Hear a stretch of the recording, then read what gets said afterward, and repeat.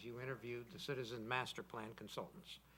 We do have one scheduled for January 9th, which is, happens to be 2 days after the Journey to the Future conference, where there'll be over 600 folks in the event center, and including all of us. We do not have an item on the workshop agenda, so the question is, do you really want a workshop on January 9th at 5 o'clock or not? I mean, we don't have an item yet. I don't see the purpose. No, I think we're covering it on the 7th. We're gonna talk. Yes, okay. I would agree. So are we all, you don't need a motion for that, right? No. Okay.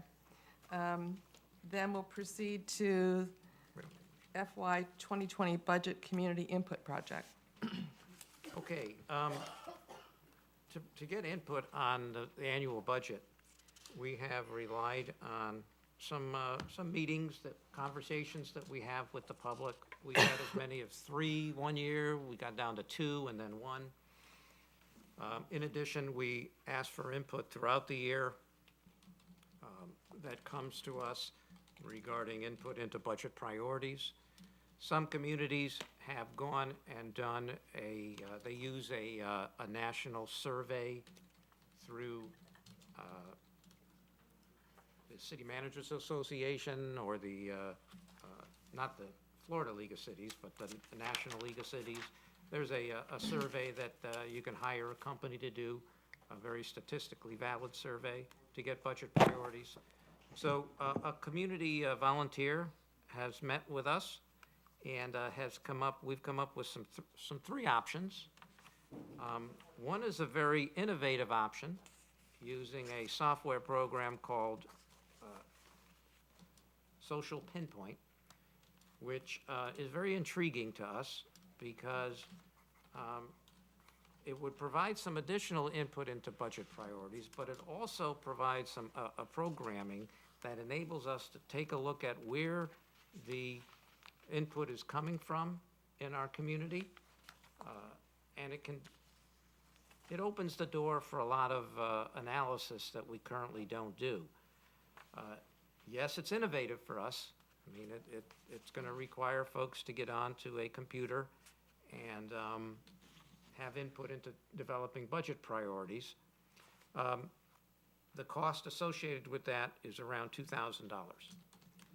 We could also use a simple SurveyMonkey or constant contact survey function. That is not as innovative. You don't know necessarily where the input is coming from. It's limited in its function, but it can be done. Or we can use the current method, which is continue as is, status quo, doing 1 or 2 community conversations throughout the city to get input into the budget. And primarily, we're talking about the general fund. The other funds are pretty well situated.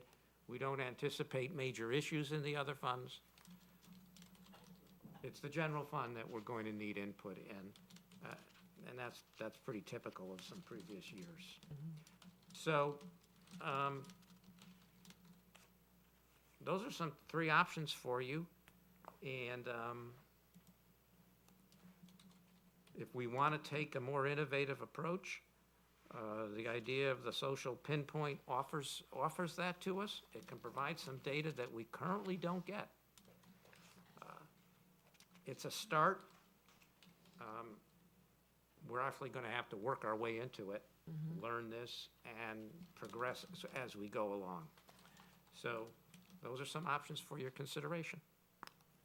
Before we discuss this, when Ann Camille Talley suggested this, and as we were discussing it, one of the things that came to my mind was, as it has been suggested, the tough decisions that we're going to have to make this year regarding general fund expenses. It would really be good to engage the community in that discussion so that the community has a chance to weigh in on various items to help in the decision-making process. And I remember when we did a survey recently, and we used SurveyMonkey. Excuse me. SurveyMonkey allowed anybody to participate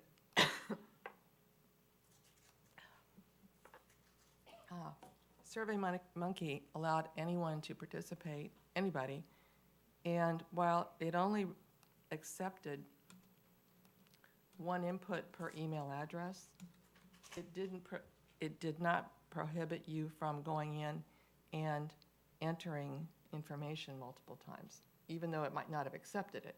And so the criticism was, we can't even control, the criticism from the public was, we can't even control how many times somebody is inputting. So it's like vote early and vote often.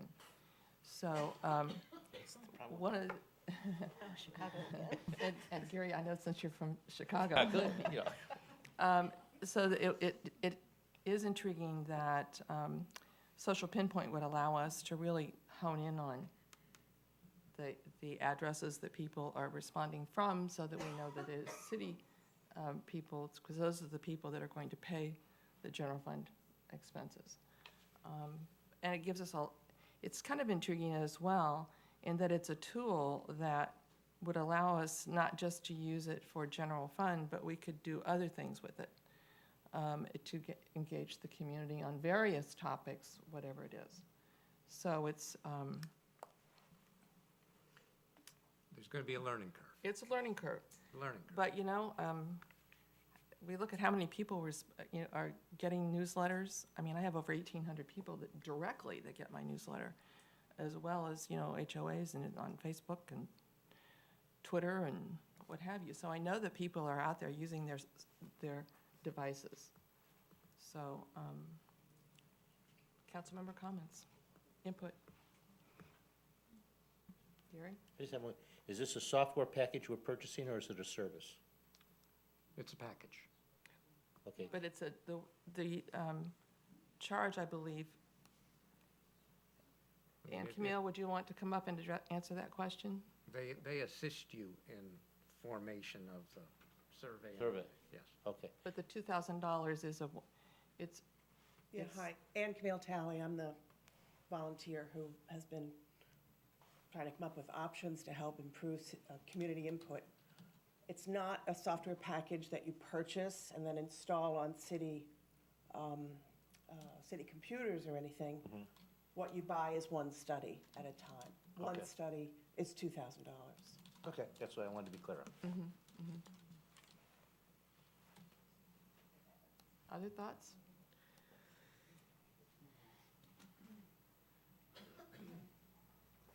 I'm not sure we need it. I think we would get the same benefit out of having a community workshop geared toward budget. And I think we get a fair amount of support from people in the community when we have meetings of that type. So I think that we should stay with that format. It's worked up to this point. That's my personal opinion. I agree with that. I would rather not see us spend money on everything that comes down the pike. I'd like to see us start conserving a little bit of money here and there. And while this would be really nice, it's a wish list item, it's not a need, so. Yeah, I see the need for more community input And we can get and that. more vehicles. Everyone doesn't show up at a meeting. So but But we can request input by way of our newsletters.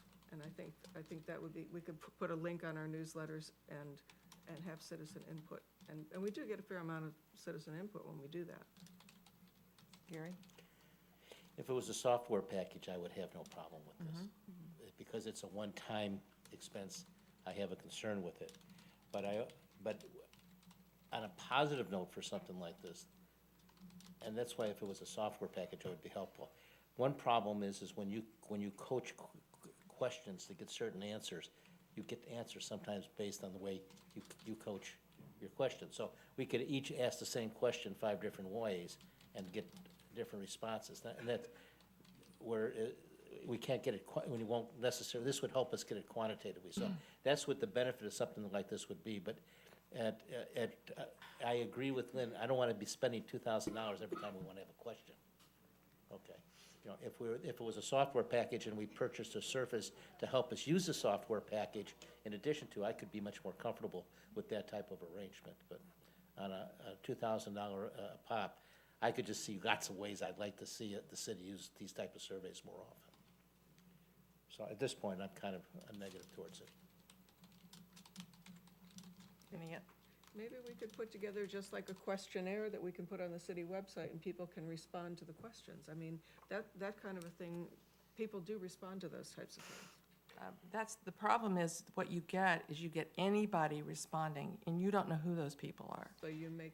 And you don't know if they're, and we're talking budget items, we want to know about the taxpayers, what our taxpayers feel like, you know, and how they feel about these issues, and so that we can purify the responses rather than anyone, so. And that's what it offers us. You don't want my cousins in Chicago multiplying my vote just at my request. Yeah.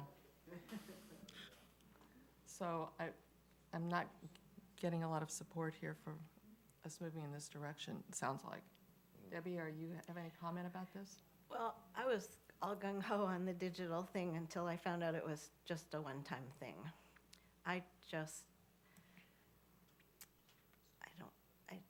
It's hard for me to see spending that kind of money. I think we're gonna get a lot of budget information from our master plan focus groups. They're gonna tell us a lot of what they want through that. That's a It's gonna good be point. long-term, well, but that's gonna be long-term. I don't think it's gonna be specific to our 2020 Well, you gotta We start can ask somewhere. them to do that. Mhm. budget. Howard, I don't think it's gonna be specific to. No, the master plan is more land use and future-oriented things. The 2020 budget is pretty specific. I mean, very specific. Do we want to continue a drainage program or not? Do we want to continue a road resurfacing program or not? Do we want to add a community engagement unit in our police department or not? Those types of very specific general fund expenses that we need to know. Do you support a millage rate increase for some of these services we provide? Or would you rather see us go towards an assessment for some of these services? Those are very specific general fund questions that you're not going to get out of a master plan necessarily. You may get some input, you may. With these charrettes, you never know what people are going to bring to the charrettes. But typically, this is more. Now, I will say this, about 5 years ago, roughly, maybe, we as staff brought to city council the idea of doing the national survey, which is a very statistically valid survey. It was more expensive than this, and it was turned down. It was turned down. This is definitely much less money than the national survey, which the county is doing right now. They're doing using that national survey to get their priorities. They've also put it on their website, knowing full well that what they get out of their website is not going to be statistically as valid as that national survey that the company does. They know that. But it's additional input for them. And as staff, we like input. So does city council, input. I'm not getting a lot of No. motion on this, so I think that we need to move on then, if we're not going to move on this item. Okay, then let's move on to a recommendation from city officers. City manager? No, I don't think I have anything. Nothing. No. Wow. New year. It's a new Okay. year. New year. The slate is clean now. Our city attorney. My slate is not clean, but I have nothing to say. Okay. City clerk. Yes, just quickly, under boards and committees, some vacancies. 3-year terms, an alternate on the Board of Zoning Appeals, an unexpired term as an alternate on the Building Board, an unexpired term as an alternate on the Code Enforcement Board, and a 3-year term on the Burnt Store Isles Canal Advisory Committee, and that's all I have. Okay, great. Under policy and legislation, just want to remind everybody that January 7th, next Monday, if you haven't registered for the Journey to the Future, it's still available, and I really appreciate everyone's participation in this event.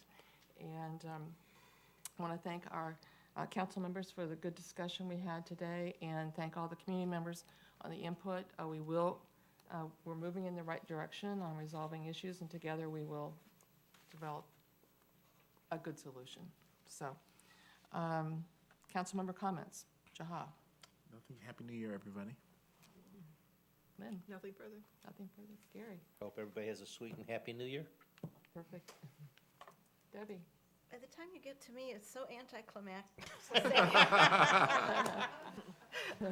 Happy New Year, right? yeah, there we go, yeah. All right, now we have citizens' comments. Anyone wishing to address the item, the city on any item, you have 3 minutes. Okay, hi.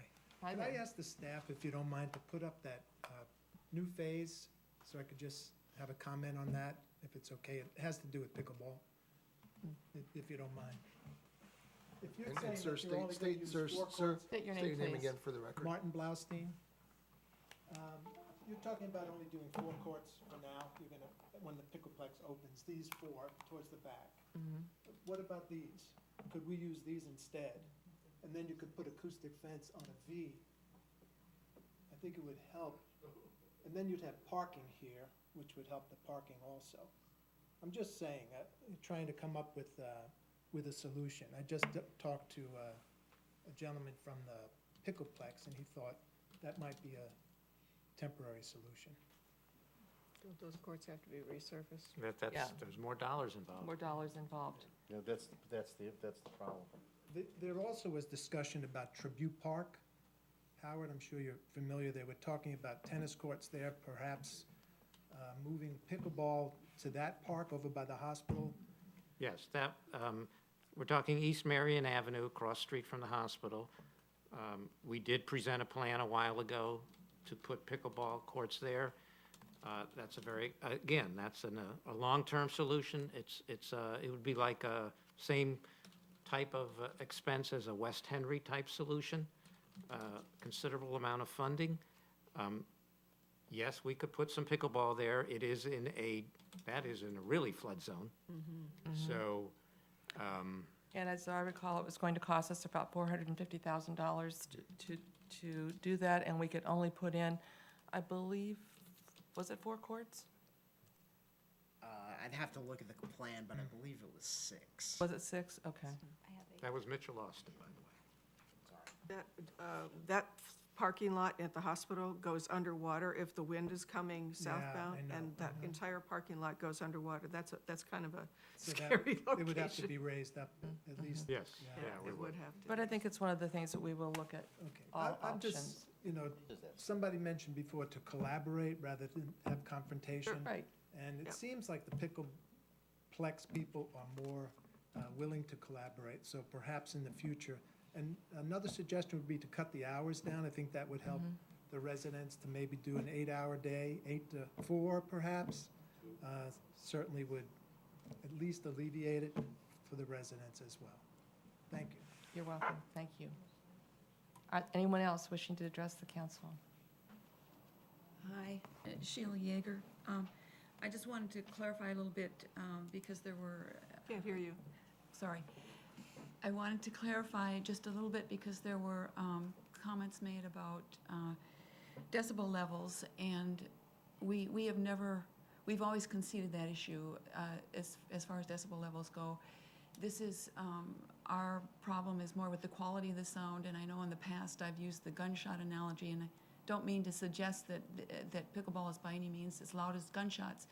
I was suggesting that the pops of the pickleball play are the kinds of sounds that claim your attention, and because it's played so long, it claims your attention repeatedly. And it's also because of the monotony of the sound. You have to imagine it's more a comparison of a small dog next door that may not have a particularly loud bark, but is maybe barking for hours and hours at a time, you know, sometimes 12 hours a day. Or possibly standing in line at Disney World, I thought of this one, and listening to It's a Small World, you know, all day. And if you've done that at all, you know that it doesn't take long before it becomes annoying. So those are the kinds of comparisons, and decibel level is not the issue. and I never meant to suggest that it was as loud as gunshots. Thank you. Thank you. Good morning, Gary Skillicorn. First, I'd like to praise the council in the enlightening session today. Very, very pleased with the cooperative problem solving. I'm sure you're not going to make everybody happy all of the time, but you should congratulate each other today. I think a fabulous job. Secondly, I'd like to thank Professor Wine in suggesting the diamond in the rough is an opportunity. I think there was a reason why that property was saved. I think many of you probably heard me a couple of years ago when I thought there is going to be a purpose for that, but once it's gone, it's gone. But thank you for considering that. I'd like to volunteer myself for being a part of any of the conversation concerning that. Thank you. Thank you.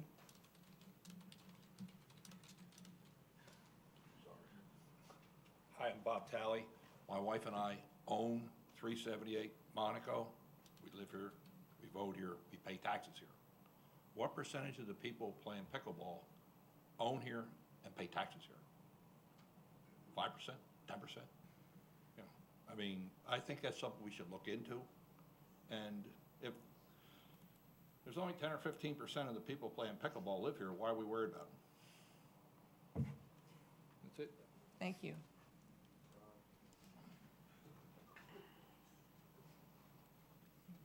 Please line up behind Wendy. Wendy Mueller, you can always count on me for the last word. Okay, we enjoy. I just want to make clear that it's not a ban on parking. It's just time that the city enforced the parking. If we had them parking in their parking spaces, not on the grass, but down the streets, I don't think it would be near as obtrusive as it does seem right now. And I do feel for those people that live there, and yes, I almost bought that house, but I didn't. But it wasn't because of pickleball. There was no view. Anyone else? Hi, my name is Betsy Blaustein. Mitch, can you bring that screen with the two courts? I just have a comment. If pickleball is here to stay at Gilchrist Park, my idea is take it away from the playground, bring it to the other tennis courts, because once it's set to the closer area of the harbor, it'll be closer to the playground. And we are sensitive to that noise, so I recommend bringing it over to the other courts, away from the playground. Thank you. Thank you for your commitment and hard work. Thank you. Martha Beretta, the Historical Advisory, God, on these boards, the HOA Historical District. First of all, thank you for your discussion today. I think you show that you are empathetic with our residents who live in the district, and I really appreciate that. I would like to just make a comment about what Marty said about moving it over, no matter how much money it takes. This would really, really be a solution right now that could help, even though it's going to cost a little money, move the courts over to the tennis courts. I think, and also having certain hours would make a real difference to the people who are suffering there. And I think having the long-term advisory committee is a great idea, and looking at alternative spots for this. But moving it to the tennis courts would give our neighbors and residents some relief right now. Also, I cannot leave here without saying this. Invite all of you, January 19th, 8 to 10:30, to the Dr. Martin Luther King breakfast. That's when our beloved community gets together. Eunice Wiley, who is president of our HOA, longtime educator, and her husband will be honored, as well as Laura Steiner from the Tourist Development, and our historian, renowned historian, author, who did the book about the Peace River frontier, talking about us, Cantor Brown, will be our speaker, and he's wonderful. So please join us on January, thank you, Debbie, January 19th, 8 to 10:30. Breakfast is served 8 to 9. Thank you. Thank you. It's already on my calendar. Okay, anyone else? Seeing no more comments, the meeting is adjourned.